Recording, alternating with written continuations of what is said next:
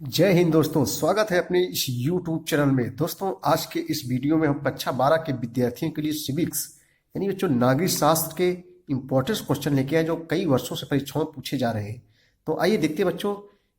पहला क्वेश्चन है कि संयुक्त राष्ट्र संघ के महासचिव का कार्यकाल कितना होता है। बच्चों, सभी लोग जानते हैं संयुक्त राष्ट्र संघ जिसकी स्थापना 24 अक्टूबर 1945 को हुई थी। संयुक्त राष्ट्र संघ के जो महासचिव हैं इस समय एंटोनियो गुटेरस, जो पुर्तगाल के पूर्व प्रधानमंत्री रह चुके हैं। ये कह रहा है कि संयुक्त राष्ट्र संघ के महासचिव कार्यकाल कितना होता है। तो संयुक्त राष्ट्र संघ के महासचिव कार्यकाल बच्चों जो है 5 वर्ष को होता है। अगला क्वेश्चन है, यूरोपीय संघ के उन देशों के नाम बताइए जो संयुक्त राष्ट्र सुरक्षा परिषद के अस्थायी सदस्य हैं। ये जो है बच्चों, तुम लोग इसका उत्तर लिखेंगे। ब्रिटेन और फ्रांस यूरोपीय संघ के वे सदस्य देश हैं जो संयुक्त राष्ट्र संघ सुरक्षा परिषद के अस्थायी सदस्य हैं, किंतु अब ब्रिटेन 31 जनवरी 2020 को यूरोपीय संघ से अलग हो गया है। अगला क्वेश्चन है कि संयुक्त राष्ट्र संघ के वर्तमान महासचिव कौन है। 2 वर्षों से लगातार पूछा जा रहा है। तो अभी हमने बताया बच्चों, उत्तर लिखेंगे। संयुक्त राष्ट्र के वर्तमान महासचिव एंटोनियो गुटेरस है जो पुर्तगाल से हैं, यानी पुर्तगाल के पूर्व प्रधानमंत्री रह चुके हैं। इन्होंने 1 जनवरी 2017 को अपना कार्यकाल आरंभ किया। अगला क्वेश्चन हम लोग देखेंगे कि संयुक्त राष्ट्र सुरक्षा परिषद के किन्हीं 2 अस्थायी तथा 2 अस्थायी सदस्यों के नाम लिखिए।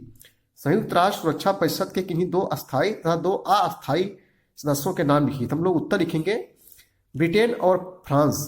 ब्रिटेन और फ्रांस संयुक्त राष्ट्र सुरक्षा परिषद के 2 अस्थायी सदस्य हैं और भारत तथा जर्मनी 2 अस्थायी सदस्य हैं। संयुक्त राष्ट्र संघ के मूल सदस्यों की संख्या कितनी थी, वर्तमान में इसकी सदस्य संख्या कितनी है। तो इसका हम लोग उत्तर लिखेंगे कि संयुक्त राष्ट्र संघ के मूल सदस्यों की संख्या 50 थी, वर्तमान में इसकी सदस्य संख्या 193 है। यानी बच्चों, संयुक्त राष्ट्र संघ दुनिया का सबसे बड़ा अंतर्राष्ट्रीय संगठन है। यदि आप पूछेगा दुनिया का सबसे बड़ा अंतर्राष्ट्रीय संगठन कौन सा है, तो संयुक्त राष्ट्र संघ है, जिसमें इस वर्तमान में 193 देश हैं। इसमें संयुक्त राष्ट्र संघ में कितने देश हैं, वर्तमान में 193 देश हैं। अब हम लोग देखेंगे अगला क्वेश्चन विश्व व्यापार संगठन से। विश्व व्यापार संगठन यानी WTO, इसका फुल फॉर्म होता है वर्ल्ड ट्रेड ऑर्गेनाइजेशन। WTO यानी विश्व व्यापार संगठन, जिसका बच्चों हेडक्वार्टर यानी मुख्यालय इसका जनेवा में स्थित है। विश्व व्यापार संगठन का मुख्यालय कहाँ है, जनेवा में स्थित है। तो कह रहा है कि विश्व व्यापार संगठन क्या है, तो उत्तर देखेंगे हम लोग। जैसा नाम से लग रहा है व्यापार। विश्व व्यापार संगठन की स्थापना 1 जनवरी 1995 ईस्वी को की गई थी। यह जो है गैट की उत्तराधिकारी संस्था है। इसके पहले इसका नाम क्या था बच्चों, गैट। उसके बाद क्या हो गया, WTO हो गया। गैट का उत्तराधिकारी यानी इसके बाद का जो है यानी पहले इसका नाम WTO का गैट था, अब इसका नाम WTO हो गया है। तो गैट का ये जो है उत्तराधिकारी संस्था है। यह अंतर्राष्ट्रीय व्यापार के नियम निर्धारित करता है। यह बच्चों अंतर्राष्ट्रीय व्यापार के नियम निर्धारित करता है। यह बहुपक्षीय व्यापार समझौतों को लागू करता है तथा अंतर्राष्ट्रीय स्तर पर व्यापारिक विवादों का समाधान करता है। अगला क्वेश्चन हम लोग देखेंगे। यह क्वेश्चन बच्चों इंपॉर्टेंस है कि अंतर्राष्ट्रीय मुद्रा कोष के कार्य बताइए। अंतर्राष्ट्रीय मुद्रा कोष के कार्य बताइए। तो हम लोग उत्तर लिखेंगे कि नंबर 1 लिखेंगे, अंतर्राष्ट्रीय मुद्रा कोष विश्व स्तर पर वित्त व्यवस्था को नियंत्रित करता है। अंतर्राष्ट्रीय मुद्रा कोष विश्व स्तर पर वित्त व्यवस्था यानी वित्त से पैसा संबंधित है, वित्त व्यवस्था को नियंत्रित करता है। नंबर 2, अंतर्राष्ट्रीय मुद्रा कोष विभिन्न देशों की अपील पर उन्हें वित्तीय सहायता प्रदान करता है। अंतर्राष्ट्रीय मुद्रा जो है कोष विभिन्न देशों के अपील पर उन्हें जो है वित्तीय सहायता प्रदान करता है। अगला क्वेश्चन हम लोग देखेंगे। ये क्वेश्चन देखिए बच्चों, ये भी सब क्वेश्चन इंपॉर्टेंस लेके आए हैं हम लोग। साझी संपदा का अर्थ बताइए। नाम से लग रहा है बच्चों साझी यानी जो है जिस पर सबका अधिकार हो। साझी संपदा यानी सबका अधिकार हो, उसे साझी संपदा कहते हैं। जैसे देखो बच्चों, उन सामायिक वस्तुओं को साझी संपदा कहते हैं जिन पर अकेले राज्य का अधिकार नहीं होता है, उस पर बच्चों सबका अधिकार होता है। किसी एक राज्य, किसी एक देश का अधिकार नहीं होता है। साझी संपदा में सबका अधिकार होता है, किसी एक देश, किसी एक राज्य का अधिकार नहीं होता है। इनमें से बच्चों जैसे महासागर, देखो महासागर सब यूज करते हैं यानी सब प्रयोग करते हैं। कोई एक देश, कोई एक राज्य इसे जो है प्रयोग नहीं करता है। सीमा क्षेत्र के बाहर समुद्री क्षेत्र, अंटार्कटिका और वह अंतरिक्ष, आकाश व वायुमंडल, ये बच्चों किसी एक का नहीं है, ये सबका है, सबका साझा है इसमें, यानी सब यूज करते हैं। इसी को हम लोग साझी संपदा कहते हैं। आकाश, वायुमंडल आदि शामिल किए गए हैं साझी संपदा में। अगला क्वेश्चन है, देखो कई वर्षों से ये भी पूछता है परीक्षाओं में, पृथ्वी सम्मेलन क्या है।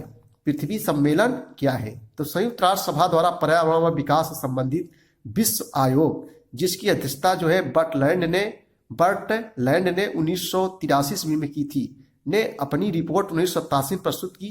इस रिपोर्ट पर विचार करने के लिए ब्राजील के शहर रियो दा जेनेरियो, ब्राजील का एक शहर है जिसका नाम है रियो दी जेनेरियो में 1992 ईस्वी में आयोजित सम्मेलन को पृथ्वी सम्मेलन कहते हैं। अगला क्वेश्चन देखेंगे हम लोग कि वैश्विक राजनीति का मुद्दा बनाने वाली पर्यावरण संबंधित 2 चिंताओं का उल्लेख कीजिए। अथवा करके देखो बच्चों, वैश्विक पर्यावरण की समस्या के 2 कारण लिखिए। तो हम लोग उत्तर लिखेंगे कि नंबर 1, वैश्विक तापमान के कारण संचित हिमराज का पिघलना, यानी जो है विश्व वैश्विक तापमान जो गर्म हो रहा है और हिमराज का पिघलना, जो बर्फ है वो क्या बच्चों पिघल रहे हैं। अत्यधिक तापमान के कारण बर्फ पिघल रहे हैं। इससे क्या होगा, जो द्वीप है उसको डूबने की संख्या है। तो ये जो है वैश्विक पर्यावरण की समस्या है, यानी जो है जो आगे बगल जो द्वीप रहेंगे वो डूब जाएंगे। अगला नंबर 2, बड़े औद्योगिक प्रतिष्ठानों द्वारा बड़े पैमाने पर वातावरण में कार्बन उत्सर्जन। बड़े औद्योगिक प्रतिष्ठानों द्वारा बड़े पैमाने पर जो वातावरण में कार्बन का उत्सर्जन, ये भी जो है वैश्विक पर्यावरण की समस्या है। अगला क्वेश्चन हम देखेंगे। देखो बच्चों, सब हम लोग इंपॉर्टेंट क्वेश्चन लेके आए हैं। द्वितीय विश्व युद्ध के दौरान नेताजी सुभाष चंद्र बोस ने किस दल का गठन किया था? तो द्वितीय विश्व युद्ध के बाद देखो उत्तर हम लोग लिखेंगे 3 मई 1939 को सुभाष चंद्र बोस ने कांग्रेस के अंदर ही फॉरवर्ड ब्लॉक के नाम से राजनीतिक दल का गठन किया था। किस गठन का? फॉरवर्ड ब्लॉक का नाम से राजनीतिक दल का गठन किया था। किसने? सुभाष चंद्र बोस ने। अगला क्वेश्चन है, महात्मा गांधी का हत्यारा कौन था? यानी महात्मा गांधी हत्या किसने की थी? तो हम लोग उत्तर लिखेंगे नाथूराम विनायक गोडसे ने 30 जनवरी 1948 को गांधी जी की हत्या की थी। इनके जो है बचपन का नाम रामचंद्र था। अगला क्वेश्चन है, किन्हीं 2 रियासतों के नाम लिखिए जिन्होंने स्वतंत्रता के बाद भारत में विलय का विरोध किया। ये भी इंपॉर्टेंस है। किन्हीं 2 देशी रियासतों के नाम लिखिए जिन्होंने स्वतंत्रता के बाद भारत में विलय का विरोध किया था। तो हम लोग उत्तर लिखेंगे हैदराबाद व जूनागढ़, 2 रियासतें थी जिन्होंने भारत में शामिल होने का विरोध किया था। देसी रियासती में होता है जो देसी रजवाड़े थे बच्चों, उसको विलय 565 देसी रियासतें थी हमारे जो है भारत में।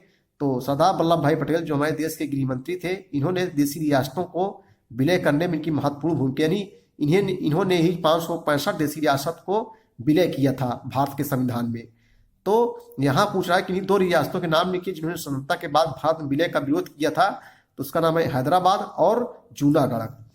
अगला क्वेश्चन है कि राज्य पुनर्गठन आयोग की संस्कृतियों के आधार पर कितने राज्य एवं केंद्र शासित प्रदेश सृजित हुए?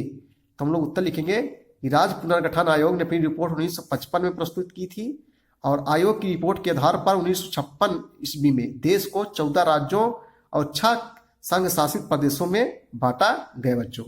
तो ये थे बच्चों इंपॉर्टेंट क्वेश्चन कक्षा 12 के विद्यार्थियों के लिए नागरिक शास्त्र के।